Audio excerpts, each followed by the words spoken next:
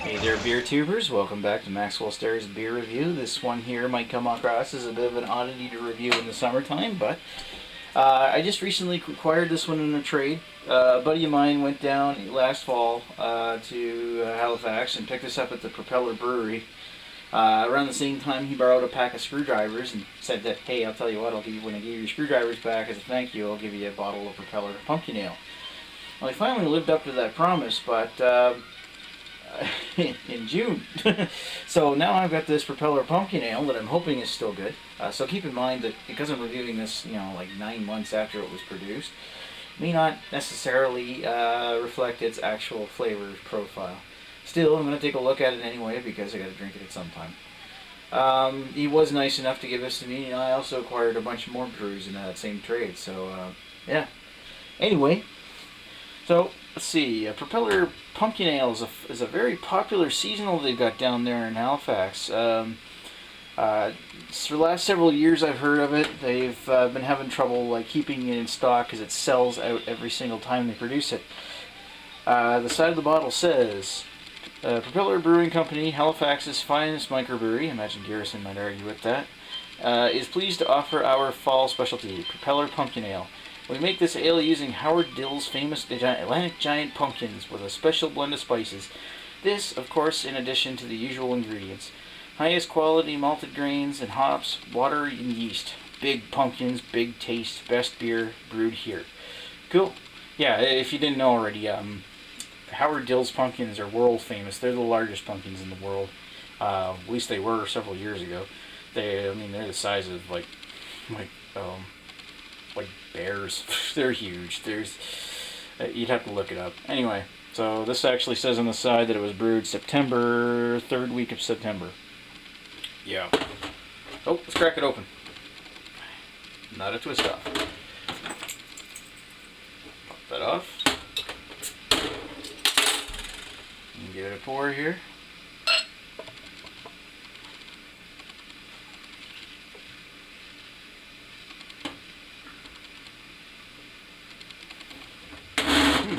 Let that settle a bit here.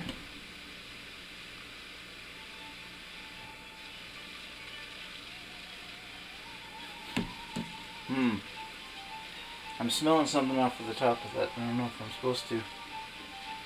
But appearance-wise, it still looks fine. It's got a light, slightly orangish hue to it, but it's mainly like a pale color.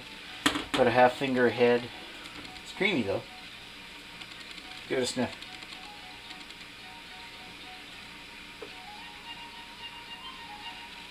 Oh.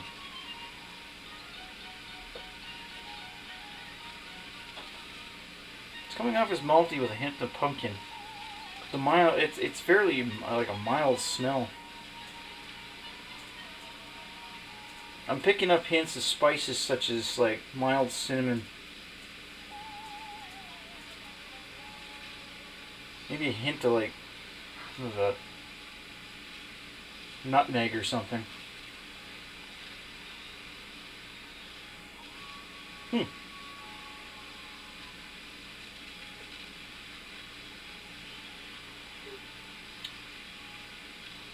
It's definitely got a very malty smell to it.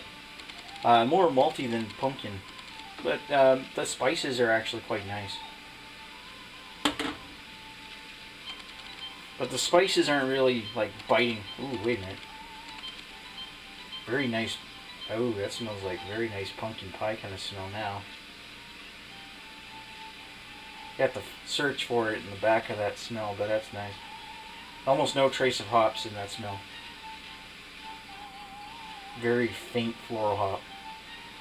Right at the very back. Yeah, so enough blathering about the smell. Let's give it a taste.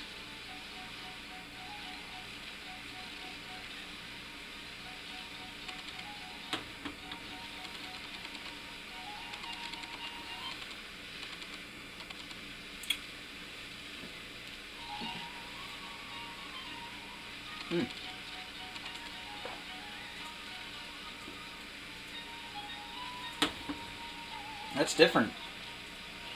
You get those tastes of spices and a roasted bitterness in the back.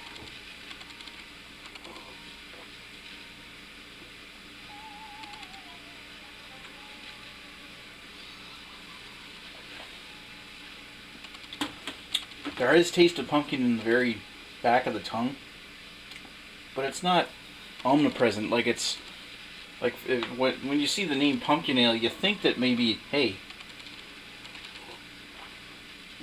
it's primarily pumpkin, but it's not. It's beer first. It's definitely interesting.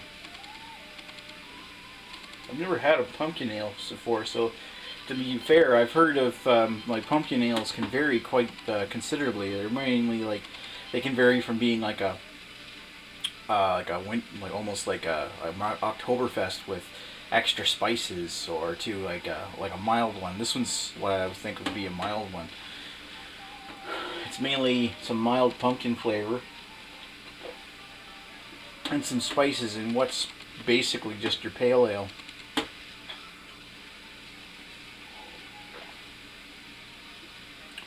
And it might be due to the age of the bottle. I'm just not picking up a whole lot of pumpkin in that taste. I mean, it's there, but I almost wonder if it's gotten, like, that pumpkin's just a little stale.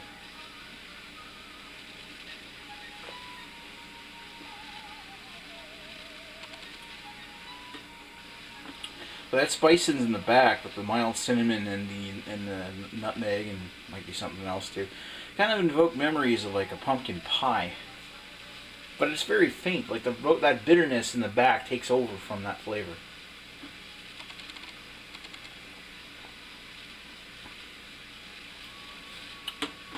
That pumpkin taste is kind of like that pumpkin pie kind of taste comes out in the aftertaste.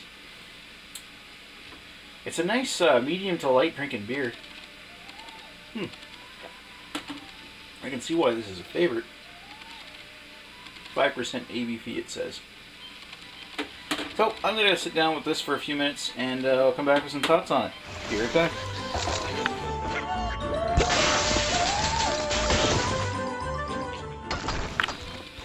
Alright, so Propeller's Pumpkin Ale. Well, it'd probably taste a bit better if it were a bit fresher of a bottle, but for the most part, I think this is still good. It hasn't gone off.